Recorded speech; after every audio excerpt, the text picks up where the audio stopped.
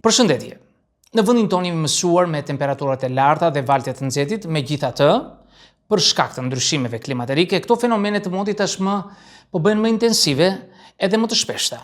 Situata nuk do të përmirësohet në të ardhmen, përkundrazi do të përkeqësohet, lajmërojnë meteorologët. E të dhënat e projeksioneve tregojnë se deri në vitin 2050 valët e të nxehtit do të zgjasin 2 herë më shumë. Ndërsa ngroja globale përkeqësohet, stresi ekologjik mund të përkeqësojë simptomat e tjera të stresit, ankthit, depresionit apo dhe të simptomave të çrregullimit post-traumatik të lidhura me fatkeqësitë. Megjithëse efektet e tyre në shëndetin ton fizik përmenden më shpesh, nxehtësia e fortë mund të ketë efekte serioze në psikologjinë e shëndetit ton mendor në përgjithësi. Temperaturat e larta dhe truri. Efektet e temperaturave të larta në tru janë ende duke u studiuar dhe ekzistojnë teori të ndryshme rreth ekzaminimeve që e përfshin atë. Disa studiues kanë hedhur hipotezën se nxehtësia mund të shkaktojë inflamacion të trurit ose një çrregullim të sinjalizimit të trurit. Hipertermia periferike, domethënë në trup, mund të ndikojë në efektivitetin e procesit të ftohjes së trurit. Temperaturat ndikojnë në lidhjen e homoglobinës me oksigjenin dhe ndryshimet në temperaturën e gjakut ndryshojnë gjithashtu dhe nivelet e ngopjes së oksigjenit me gjak.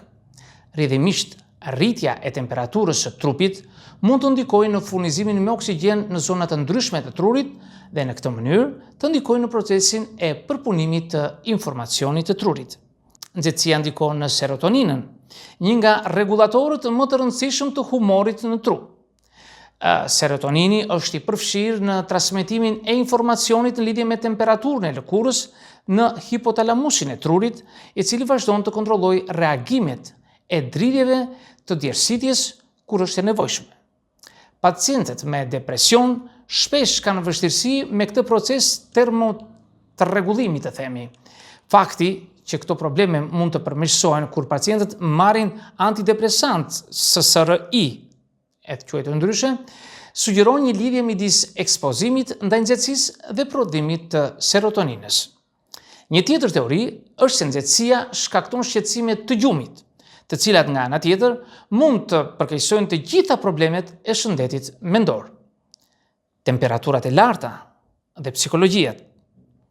Megjithëse provat tregojnë se temperaturat ekstreme ndikojnë në psikologjinë dhe disponimin e përditshëm deri te gjasat e një krize të shëndetit mendor.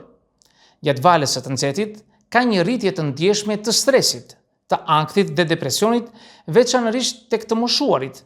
Madje mund të çojnë në sulme të panikut, pasi njerëzit kanë vërtet frikë se do të ndodhë diçka dhe nuk mund të mbijetojnë nga temperaturat e larta. Më konkretisht, disa nga efektet e nxehtësisë në psikologjinë tonë janë: humor negativ.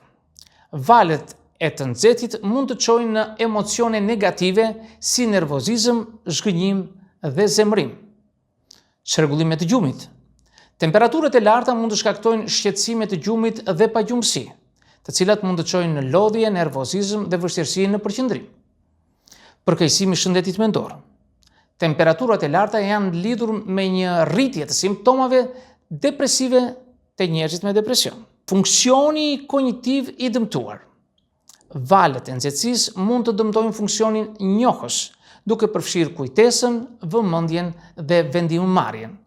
Studimet kanë zbuluar se temperaturat më të ngrohta mund të shkaktojnë rikthim të njerëzve me çrregullim bipolar dhe se ekspozimi më i lartë ndaj rrezeve të diellit mund të rrisë rrezikun e episodeve maniakale. Temperaturat më të nxehta kanë qenë gjithashtu të lidhura me vdekjen e njerëzve me skizofreni dhe në kushte të tjera të shëndetit mendor. Unë këtë do të thosha në këtë video, të dashur miq. Nëse dëshironi mund të bëni komentet tuaja, nëse jo, e drejta juaj, por mos harroni asnjëherë të bëni subscribe për të marrë video të reja që unë hedh në kanalin tim. Dhe deri në videon tjetër, miru takofshim.